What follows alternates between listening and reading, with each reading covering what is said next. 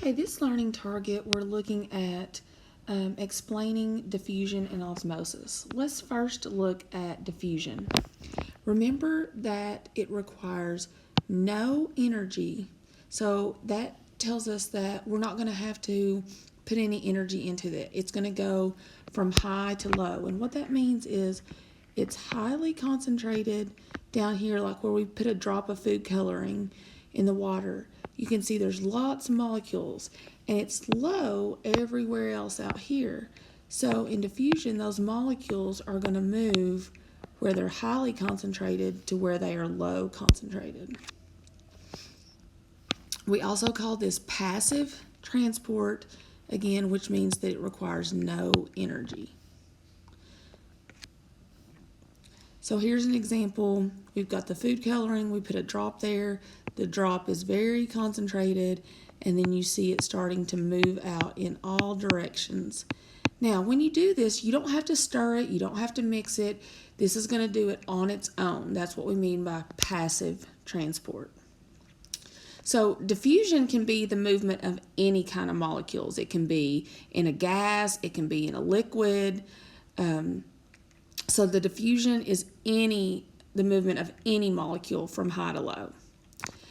Now the other term that we're going to talk about is osmosis. And osmosis is a special type of diffusion where it's just talking about the water. The water is what's moving from high concentration to low concentration. So if we have a lot of water molecules on this side of the membrane and only a few on this side, remember it's high here, low here, so the water would move across to where it's less concentrated. Now, we talked about 3 different types of osmotic solutions. The first one is isotonic. When you see the prefix iso, you should think equal. So the water outside the cell is 90% and inside the cell is 90%. But we know that the water's not just going to sit there.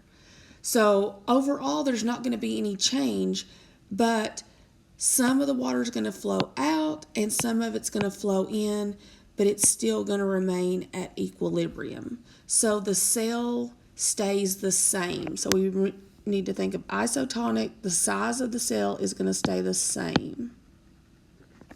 Okay. When we look at hypotonic, remember in class I told you that hypo makes a big O cell. So when we see that O, we need to think about if the cell is placed in a hypotonic solution, the water is going to move in, causing the cell to swell. So we have 90% out here, 80% out here, high on the outside, low on the inside for the water. So that's going to cause the water to move in for hypotonic. And then the last one is hypertonic. Hypertonic is when there is higher water inside the cell than outside. Okay?